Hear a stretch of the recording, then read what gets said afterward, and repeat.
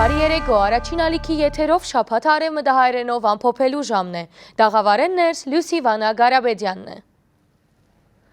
Օգոստոսի 11-ին ժամը 13:30-ին մինչև 20 ադրբեջանական զինված ուժերու ստորաբաժանումներու հերթական անգամ թիմեցին սատրանքի տարբեր դրամաչափի հրաձգային զինատեսակներով գրակելով հայ-ադրբեջանական սահմանի երասխի հատվածի մեջ տեղակայված հայկական թիրքերուն ուղղությամբ։ Օգոստոսի 12-ին ժամը 17:20-ին սկսյալ անոնք դարձյալ տարբեր դրամաչափի հրաձգային զինատեսակներով գրակեցին նույն թիրքերուն ուղղությամբ, որուն հետևանքով հրդեհ առաջացավ մինչ թիրքային խոտածածկույթին վրա։ Հայ թիրքաբահներուն պատասխան գործողություններուն շնորհիվ հակառակորդի կրակը թատրեցավ։ Ավելի վաղ հայտարարություն տարածած է նաև Արցախի պաշտպանության բանակը։ Օգոստոսի 12-ի գիշերը Ադրբեջանի զինված ուժերու ստորաբաժանումները Արցախի հանրապետության արևմտյան հատվածի մեջ փորձեցին հատել արցախա-ադրբեջանական հակամարտ զորքերու շփման քիծը։ Պաշտպանության բանակին հակազդող գործողություններուն շնորհիվ փորձը կանխվեցավ եւ հակառակորդը ետ շբրտվեցավ թեպի Իլիև թիրքեր։ Հայկական կողմեն կորուստներ չկան։ Ադրբեջանական կողմի սատրանքի մասին անապահ տեղեկացվեցավ Արցախի հանրապետության մեջ խաղաղապահ հարաքելություն իրականացնող ռուսական զորախումբին հրամանատարությունը։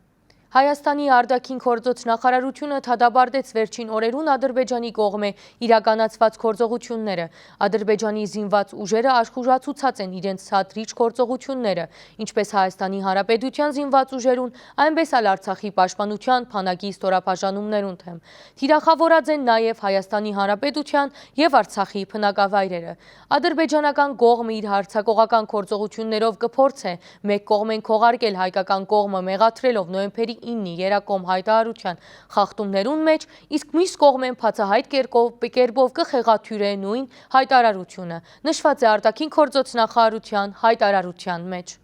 Ադրբեջանական զորավիավորները նոյեմբերինի հայտարարության ստորագրում են մեգամիս ետ հարձակման սկսած են Արցախի Հադրութի շրջանի հին թաղեր եւ խձապերտ գյուղերուն ուղությամբ, որուն արդյունքով բռնակրաված են այդ բնակավայրերը, սպանած եւ քերեվարած են հայ զինծառայողները։ Ներկայիս ադրբեջանական կողմը նույնպես կփորձե նոր թիրքեր սպաղեցնել շփման քիծի տարբեր հատվածներում վրա, տարբեր զինադեսակներով ներառյալ անօթաչու թռչող սարքերով, թիրախավորելով հայ թիրքաբահները։ Նմանօրինակ վերջին միջադեպը տեղի ունեցած է օգոստոս 12-ին Մխիթարաշեն եւ Շոշ գյուղերու մերձակայքը։ Ադրբեջանական կողմի այն բնդումները, որ նոյեմբերին երագոմ հայտարարությունը կսահմանե հայկական զորամիավորումներու դուրս բերումը Լեռնային Ղարաբաղեն բացահայտ կեղծիք է։ Ստեղծված իրավիճակի մեջ Արցախի պաշտպանության բանակը, որ ձևավորված է Արցախի ժողովրդին կողմեն 90-ականներուն եւ վերջին 30 տարիներուն անվտանգության առանցքային գործոմը հանդիսացած է, այսօրալ ռուս խաղաղապահներուն հետ կապահով է Արցախի ժողովրդին անվտանգությունը եւ կյանքի իրավունքը։ Նոյեմբեր 9-ի հայտարարության մեջ հայկական զորամիավորումներու դուրսբերումը նախադեсված է միայն Լեռնային Ղարաբաղի հարագից շրջաններեն, որոնք հստակորեն մատնանշված են հայտարարության մեջ։ Հայկական կողմը ամբողջովին կատարած է հայտարարության այս կետերը, մինչդեռ Ադրբեջանը այսօր արձագանքած է այդ նույն տարածքներեն Հայաստանի Հանրապետության ինքնիշխան տարածք ներթափանցելով եւ այնտեղ ապօրինի տեղակայվելով։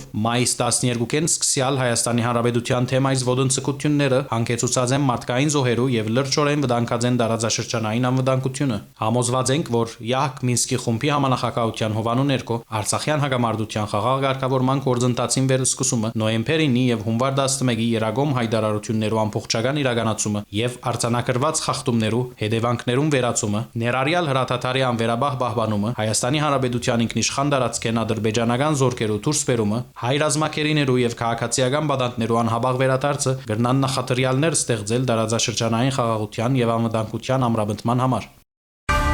Կառավարության նիստին սկիզբը Նիկոլ Փաշինյանը անդրադարձավ սահմանային իրավիճակին։ Երկրի ղեկավարը անգամը եւս շեշտեց, որ հրաթաթարի խախտումներ նախաձեռնող կողմի նույնականացումը եւ այդ սաթրիչ գործողության հասցեական թադաբարդումը էական նշանակություն ունի իրադրության հետաքադեղաշարժի թաթարեցման եւ կայունացման համար։ Ըստ Նիկոլ Փաշինյանին նման գործառույթը դժվար է պատկերացնել առանց միջազգային մշտադիտարկման գործիքի գործարկման։ Հուլիսի 29-ին կառավարության նիստում ես ուրվագծել եմ Հայաստանի Հանրապետության կառավարության պատկերացումը մեր տարածաշրջանում իրավիճակի դեէսկալացիայի, երկարատև կայունության եւ խաղաղություն հաստատելու քայլերի մասին, ինչպես նաեւ ընդգծել եմ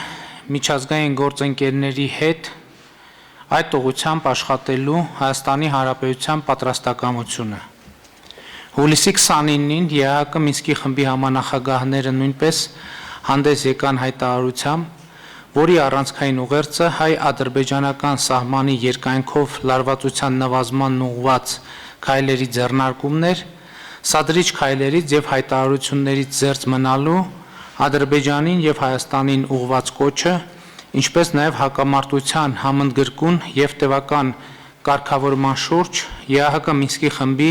համանախագահության հովանու ներքո բանակցային գործընթացը վերսկսելը։ Հայաստանի Հանրապետության արտաքին գործերի նախարարությունը հուլիսի 30-ին հանդես եկավ հայտարարությամբ, որով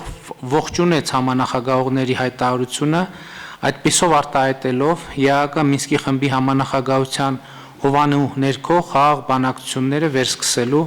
Հայաստանի Հանրապետության հանձնառությունը։ Մեզ համար միանշանակ ընդունելի է նաև սադրիչ գործողություններից եւ հայտարարություններից զերծ մնալու համանախագահների կոչը, ակնհայտ է, որ այս պայմանի պահպանումը առանցքային նշանակություն ունի պատեհ բանակցային մթնոլորտ եւ միջավայր ձևավորելու համար։ Ու եթե սադրիչ հայտարարությունների հետագծելիության հարցը մեծ բարդություն չի ներկայացնում, սադրիչ գործողությունների եւ հրադադարի ռեժիմի խախտումներ նախաձեռնող կողմի հարցը մշտապես բանավեճերի տեղիք է տալիս։ Նախկինում ասել եմ, հիմա էլ կարծում եմ, որ հրադադարի խախտումների նախաձեռնող կողմի նույնականացումը եւ այդ սադրիչ գործողության հասցեական դատապարտումը էական նշանակություն ունի իրադրության հետագա դեէսկալացիայի եւ կայունացման համար։ Այսուհանդերձ նման գործառույթը դժվար է պատկերացնել առանց միջազգային մոնիտորինգի մեխանիզմի գործարկման։ Հուլիսի 29-ի ելույթում այս հարցին նույնպես անդրադարձել եմ, ասելով, որ կարծում եմ, դա պիտի լինի հավաքական անվտանգության պայմանագրի դիտորդական առաքելություն, իսկ եթե ՀԱՊԿ-ի համար դա ընդունելի չէ, այլ ընտրանքը մնում է ԵԱՀԿ Մինսկի խմբի համանախագահության դիտորդական առաքելությունը։ Վերադառնալով Ադրբեջանի հետ խաղաղ բանակցությունները վերսկսելու ԵԱՀԿ Մինսկի խմբի համանախագահության կոչին, ուզում եմ ընդգծել, որ Հայաստանը պատրաստ է բանակցային գործընթացում ներգրավվել թե բարձր, թե բարձրագույն մակարդակում, եւ մենք սպասում ենք կոնկրետ առաջարկների։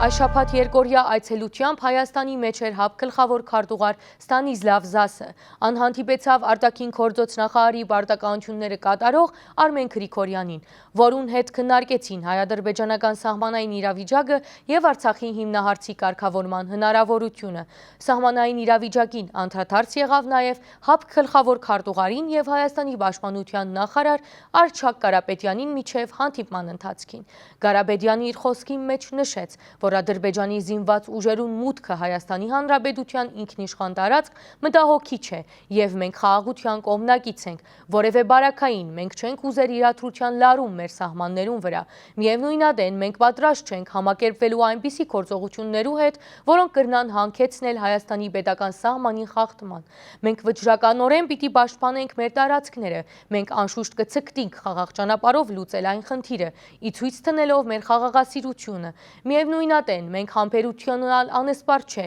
եւ մեր սահմաններուն վրա ստեղծված իրադրության խաղաղ հանգուցալուծման բացակայության բարակային մենք իրավունք կվերապահենք խնդիրը լուծելու ուժի կիրառմամբ։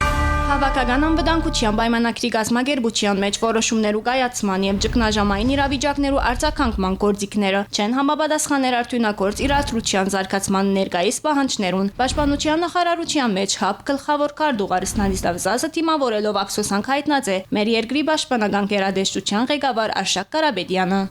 Մենք ձեր այցելությունը կսպասեինք թեր մայիսին։ Հայաստանի համար այդադեմ բավական լարված ժամանակահատված մներ, բայց ցավոք սրտի ձեր այցելությունը դեղի չունեցավ։ Այսօր մեր սահմաններում վրա ձևավորված է գայուն ծանր իրավիճակը։ Մայիսին ադրբեջանական զինուժը երկու ուղղությամբ ներխուժեց հայկական տարածք։ Ադիգամեզի անչափ կան հանգստացն է։ Մենք խաղաղության կողմնակից ենք եւ որևէ բարակայի չենք ուզեր իրադրության լարվածություն մեր սահմաններում վրա։ Միաժամանակ պատրաստ չենք համագերբելու այնպիսի գործողություններու հետ, որոնք կրնան հանգեցնել Հայաստանի հայդական սահմանի խախտման։ Վճռականորեն պիտի պաշտպանենք մեր տարածքները։ Անշուշտ կցկտինք խաղաղ ճանապարհով լուծելու այս խնդիրը, ի ցույց ցնելով մեր խաղաղասիրությունը։ Միաժամանակ մեր համբերությունն ալանսպար չէ եւ սահմաններում վրա ստեղծված իրադրության խաղաղ հանգուցալուծման բացակայության բարակային իրավունք կվերապահենք խնդիրը լուծելու ուժի կիրառմամբ։ Իսկ հապկի մեջ մեր երկրի նախագահության առաջնահերթությունը պիտի ելագազմագերբության արդյունավետության բարձրացումն ու գադարելակորձումը, ինչպես նաև հապկի ռազմական փաղադրիչին հետագա զարգացման խնդիրները։ Ստանիսլավ Զասը պաշտպանության նախարարին տեղեկացուցած է Դուշանբեի մեջ ծրագրվող հավաքական անվտանգության պայմանագրի գազմագերբության համատեղ նիստերու ու վեհաժողովի իրականացման աշխատանքներուն մասին։ Ճիշտ այդ վեհաժողովին ընթացքին հապկ նախագահությունը պիտի փոխանցվի Հայաստանին։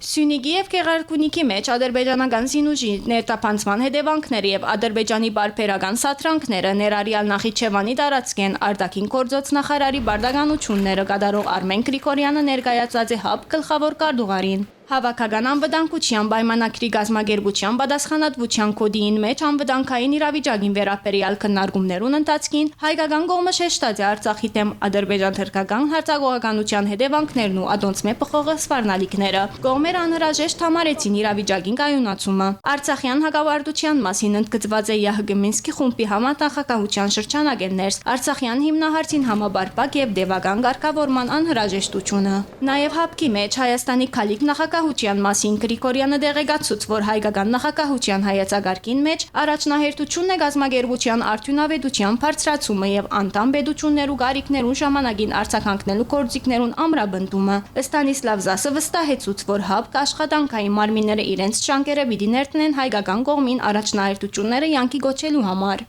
Ստանիսլավ Զասի հայաստանյան այցելության հաջորդ հասցեն անվտանգության խորհուրդն է։ Գրասենյակի ղեկավար Հայկ Պետրոսյանին հետ քննարկումներու օրակարգին վրա հայ-ադրբեջանական սահմանին վրա դիրող իրավիճակն է։ Քննարկված են նաև այս տարվան սեպտեմբերին Տաջիկստանի մեջ սպասվող հապկ անվտանգության խորհուրդներու քարտուղարներու կոմիտեի նիստին նախագիծերը։ Հապկ գլխավոր քարտուղար Ստանիսլավ Զասը հանդիպեցավ նաև վարչապետ Նիկոլ Փաշինյանին հետ։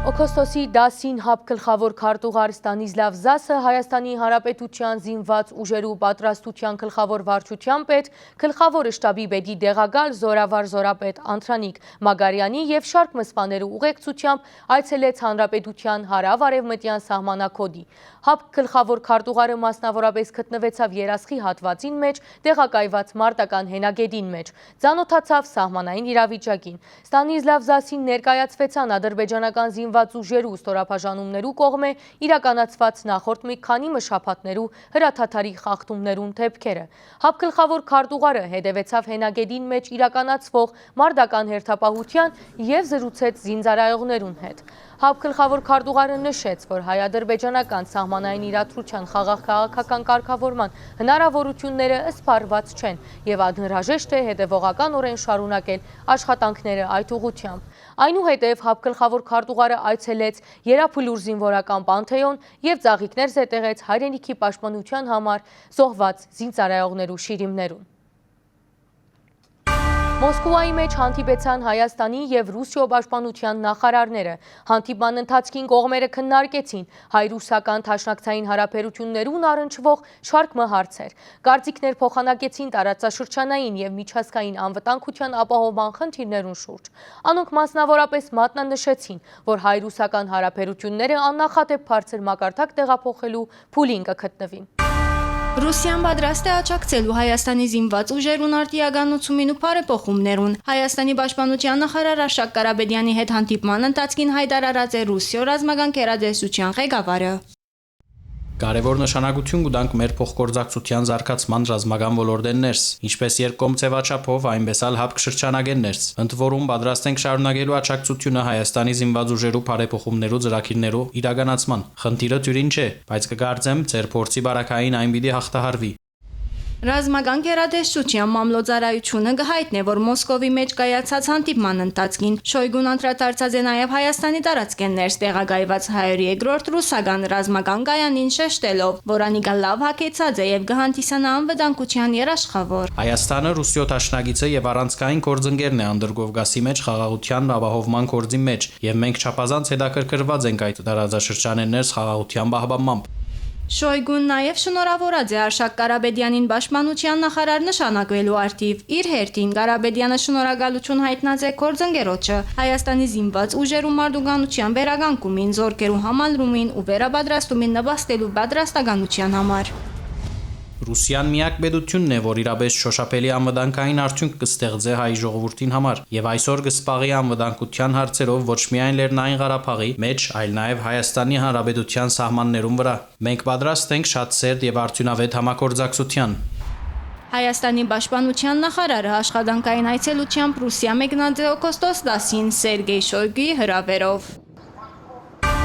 Վարչապետի Բաշտոնին նշանակվելու արդիվ Նիկոլ Փաշինյանին շնորհավորած է Մեծի Դանընգիլիկ Յոկաթողիկոս Արամ Արաչինը։ Երբ այսօր Հայաստանը շրջապատված է հին ու նոր ժամանակներու ցեղասպաններով, պետք է հայոց բանակը դառնա ավելի գազմագերբ ու մարդունակ։ Անհրաժեշտ է հասնել Արցախի անկախության միջազգային ճանաչման, ներգրավվելով Սփյուռքը։ Պատերազմը եւ Հայաստան-Ադրբեջան-Ռուսիա երակոմ զինաթաթարը ցուցանիշն է, որ Կովկասի մեջ ստեղծված աշխարհաքաղաքական նոր իրավիճակը եւ ներկայիս վտանգավոր թուրությունը կպահանջեն, որ Հայաստանի անվտանգության տարածքային ամբողջականության նկատմամբ իշխանությունը ըլլա ըսքոն ու անթրթվելի։ Շնորհավորական ուղերձի մեջ նշած է Մեծի Դանգիլի Գյոգաթողիկոսը։ Այս շաբաթ խորհրդարանին մեջ քննարկվեցավ հանձնաժողովներու նախագահներուն ընտրությունը։ Շաբաթավերջին արդեն հայտնի դարձան մշտական հանձնաժողովներու նախագահներուն անունները։ Քվեարկության մասնակցեցան 102 պատգամավորներ։ Առաջադրված բոլոր թեկնածուները ընտրվեցան։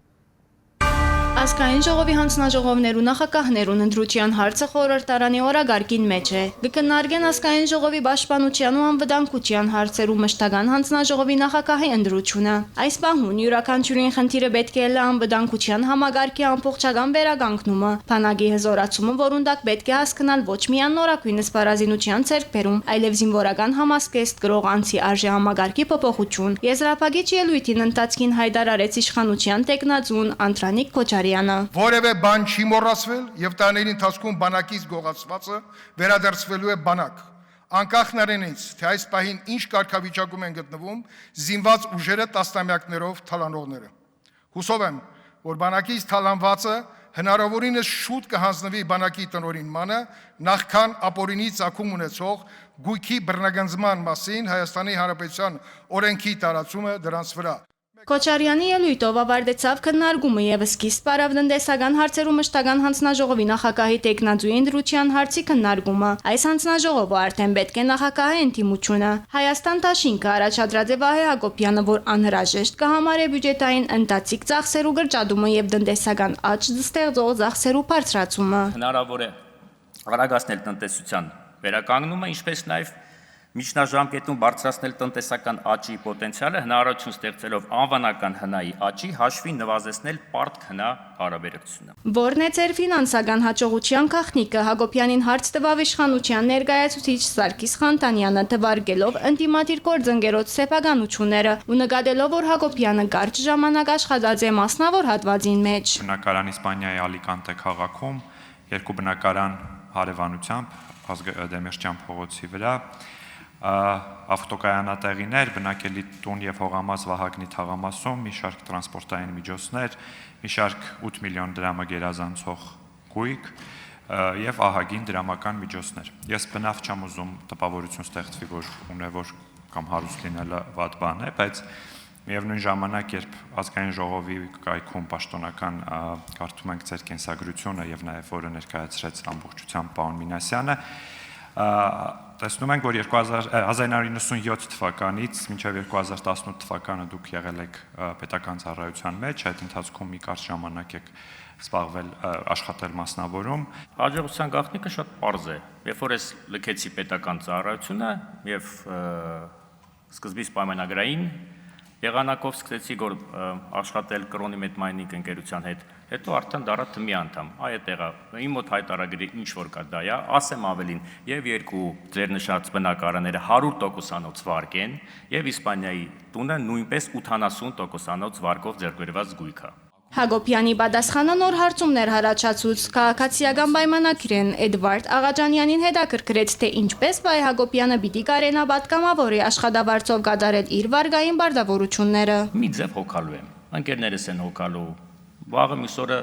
Չեմ լինի падգամավոր կամ անդրադառնամ էլի բիզնեսին։ Մի կերպ հոգալու եմ։ Ազգային ժողովի փոխնախագահ Ռուբեն Ռուբինյանն ալ Հակոբյանին հարցուց, թե ինչու 2018 թվականի հուլիսին Վայ Հակոբյանը լքեց հանրապետական կուսակցության շարքերը։ Եթե ես չեմ սխալվում, 2018 թվականի հուլիսը այն ժամանակաշրջանն էր, երբ շատերը լքում էին հանրապետական կուսակցությունը, որովհետև հանրապետական կուսակցությունը կորցրել էր իշխանությունը, կարծում եմ պատիվ ունեն մեր գործընկերները, որոնք դեռ հանրապետականի անդամ են կհաստատեն։ Ի վերջո ինչով էր սա պայմանավորված, միգուցե հանրապետականի իշխանությունը կորցնելը։ Վայ Հակոբյանի պատասխանը կարճ էր, անայլևս քաղաքականությամբ չէր ուզեր սպաղիլ։ Դուք ստիպեցիք, որ ես վերադառնամ քաղաքականություն, հարգելի գործընկերներ։ Ռուբինյանի համար ալ տարօրինակ էր, թե ինչու Վայ Հակոբյանը քաղաքականություն վերադառնալն իդ Հայաստանի Հանրապետական կուսակցական շարքերում մեջ չէ, հաշվի առնելով, որ Հակոբյանը հբարդ է ՀՀԳ անդամը լալով։ Հաշվի առնելով, որ մեր քննարկումները բավականին երկար են տևում եւ մենք ունենք դեռ 10 հանձնաժողովի ղեկավարի ընտրություն, ես առաջարկում եմ օգտվենք 37-րդ հոդվածի 2-րդ կետի հնարավորություններով եւ այսօր եւս մեկ նիստ գումարենք 1.5 ժամ տևողությամբ։ Քվեարկության շնորհիվ բարձ դարձավ, որ ազգային ժողովը պիտի աշխատի մինչև ժամը 20 խորհրդարանները անցան մյուս հարցերում քննարկման։ Իշխող ուժը առողջապահության հարցերում մշտական հանձնաժողովի նախագահի պաշտոնին առաջադրեց Նարեկ Զեյնալյանը։ Ֆինանսավարկային ու բյուջետային հարցերում մշտական հանձնաժողովի նախագահի տեխնացուն Քևորգ Բաբոյանն է։ Աշխատանքի եւ ընկերային հարցերունը Հերիկնաս Դիկրանյանը։ Գիտության, գրթության, մշակույթի, սփյուռքի, երիտասարդության եւ մարմնագործական հարցերում մշտական հանձնաժողովի նախագահի տեխնացուն Գաբրիելյանն է, Եվրոպական ընդելացման հարցերում մշտական հանձնաժողովինը Արմեն Էղոյանը, տարածքային կառավարման, դեղական ինքնակառավարման, գյուղատնտեսության ու բնապահպանության հարցերում մշտական հանձնաժողովի նախագահի իշխանության տեխնացուն Վահե Ղալումյանն է, իսկ արտաքին հարաբերություններում մշտական հանձնաժողովի նախագահի տեխնացուն Էդվարդ Աղաջանյանը։ Քննարկումը սկսավ Աղաջանյանեն։ Հետպատերազմյան Հայաստանում դեռևս չլուծված են մնում տարածաշրջանային կայունությանը եւ մարդու իրավունքներին վերաբերող կարևորագույն հարցեր, որոնց լուծումը հնարավոր է պետության ներքին դիմակայունության ամրապնդման եւ միջազգային գործընկերների հետ արդյունավետ համագործակցության արդյունքում միայն։ Ըստ այդմ հանձնաժողովի գործունեության առանցքում է լինելու raison d'etat ազգային ու պետական շահը եւ հենց այս հանձնաժողովն է, որ պիտի վերացնի արտաքին քաղաքականության միջազգային հարաբերությունների վերաբերյալ առկա պատրանքները, առաջնորդվելով ռեալ պոլիտիկի սկզբունքներով եւ ընկալելով, որ ոչ ոք մեզ չի փրկելու եւ պարտավորել չէ, եւ որ մեր հաջողության միակ երաշխիքը ինքներս ենք։ Ընտիմությունը իր գարքին ներկայացուցի երկու հանձնաժողովներուն իր տեխնացուները մարդու իրավունքներու պաշտպանության եւ հանրային հարցերու մշտական հանձնաժողովի նախագահի տեխնացուն Պատիվ ունիվ խմբակցության անդամ Թակուհի Թոմասյանն է, իսկ դարադաշրջանային եւ եվրասիական ընդելացման հարցերու մշտական հանձնաժողովինը Արմեն Քևորգյանը։ Հայաստանի բյուջեն դեսանելի աբակային պիտի ավելնա 20 միլիարդ դրամով, եթե կյանքի կոչվի էլեկտրոնային ծառայություններու հարկման մասին օրենքի մեջ փոփոխությունը։ Մանրամասնությունները տեսանյութին մեջ։ Էլեկտրոնային ծառայություններ մատուցողները հաճախ կհայտնվին անհավասար մրցակցային պայմաններու մեջ։ Հայաստանի մեջ գրանցված էլեկտրոնային ծառայություններ մատուցողները կհարգվին ավելացված արժեքի հարգով, իսկ չգրանցվածները այդ հարգադեսակով չեն հարգվիր։ Օրինակ Booking.com-ը եւ Arm Hotels-ը, որոնք օրինակ երկուսն էլ աշխատում են անհատների հետ, ովքեր վարձով են տալիս իրենց բնակարանները, ասենք Booking-ը չի վճարում ավելացած արժեքի հարկ, իսկ տեղական ընկերությունը վճարում է։ Նույնը կրնանք ասել Gigi եւ Yandex ընկերություններում մասին։ Աշխարհի մեջ այս հարգադեսակը կգոչվի Google Tax։ Հարգումը չի խոչընդոտել ընկերություններու կորձունեության, կսե Հայաստանի Հանրապետության տնտեսության նախարար Վահան Քերոփյանը։ Հայաստանը ոչ առաջին, ոչ ալ վերջին պետությունն է, որի էլեկտրոնային ծառայություններու գծով հարկ կգիրառե։ Հարգադեսակը նաեւ կկործե օրինակ Ռուսիո եւ Բելարուսիո մեջ։ Դեռևս որից դեպք չի եղել, որ այս հարկի մտցնելուց հետո միջազգային ընկերությունները լքեն այդ երկիրը։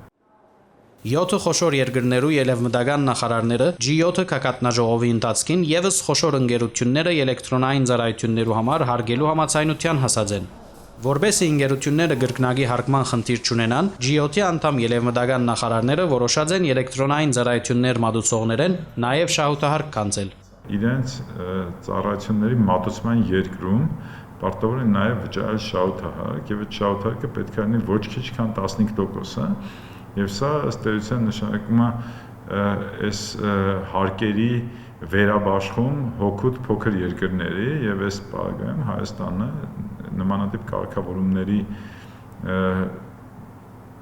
ոլորտում իր երկկողմ հարաբերությունների կարգավորելուց հետո նաեւ կարողանա էապես մեծացնել այսպիսի միջազգային ընկերությունների կողմից վճարվող շահութահարկը մեր երկրում։ Հայաստանի մեջ էլեկտրոնային դարբերակով ծառայություններում ադուսման ծավալը այնպիսին է, որ օրենքի կիրառման բարակային ըստ նախարարին մեկ տարվա մեջ բյուջե պիտի մուտքակրվի 20 միլիարդ դրամ։ Գյուղատնտեսները գսեն, որ եթե պետությունը գյուղատնտեսության ոլորտի մեջ լավ աշխատանք կատարե, ապա հնարավոր պիտի ելա դարեկան երկնիշ աճ ապահովելու։ 2020 թվականի ճգնաժամային տարվան ընթացքին 1.4% աճ արձանագրած գյուղատնտեսության ոլորտը այս տարվան 6 ամիսներուն ընթացքին ավելի մեծ թափով կհարաճանա։ Ըստ տնտեսության նախարարի դեղակալ Արման Խոջոյանին աճ կա բոլոր ուղղություններով եւ այն պիտի պահպանվի։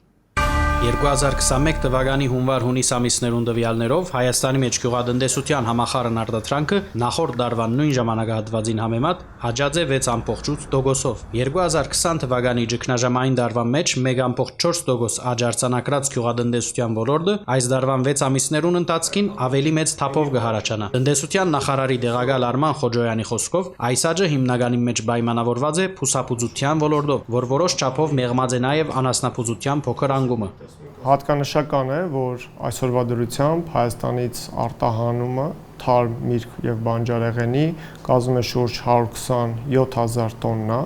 որը շուրջ 2 անգամ ավել է նախորդ տարի արտահանված միրգ բանջարեղենից։ Պետք է հստակ արձանագրել, որ նախորդ տարի այս բոլոր ուղղություններով նույնպես աճ է գրանցվել, այսինքն մեր համեմատական ցուցանիշները աճ գրանցած ենթաուղղությունների հետ են։ Բահաձոներու արտահանումը գիսամյակին տվյալներով աճած է մոտ 59%-ով, մրգահյութերու արտահանումը 114, իսկ քինիի արտահանումը 55%-ով։ Գյուղատնտես Հարություն Մնացականյանի համար սպասելի էր այս աճը։ Ըստ անոր, ադիգա պայմանավորված է շարք հանգամանքներով։ Առաջինը պայմանավորված է այգեի նման աշխատանքներով, որ վերջին 3-4 տարիներին մեծ ծավալով այգեի նման աշխատանքներ եղավ եւ արդեն պիտի այս տարի ստանային բերքեր, նաև ջերմատնային տնտեսությունների աճը 5 տարի գյուղատնտեսությունը միայն անկում է գրանցել, այդ անկումը անսահմանափակ չէր կարող լինել, ինչ որ կետից պիտի զրոյանար, հետո սկսեր որոշակի տոկոս աճ։ Աճ գա բոլոր ուղղություններով եւ ըստ Արման Խոջոյանի ադիգա պիտի պահպանվի։ Փոխնախարարին բտմամբ այս ամենուն կնպաստեն կառավարության օժանդակության ծրագիրները։ Էապես օգնում են, որպեսզի մեր արտադրողները եւ ունենան մրցունակ արտադրանք արտահանման շուկայում եւ կարողանան մատչելի շրջանառու միջոցներ ներգրավելով հնարավոր ունենան նվազեցնել ինքնարժեքը, լինել մրցունակ, արտադրել բարձրորակ ապրանք եւ ընդլայնել իրենց մատակարարման շղթաները։ Տնտեսության նախարարության իրականացուցած գյուղատնտեսական ծրագիրները ըստ Հարություն Մնացականյանի անհրաժեշտ են, բայց ոչ բավարար։ Պետք է ավելի խոշոր, ավելի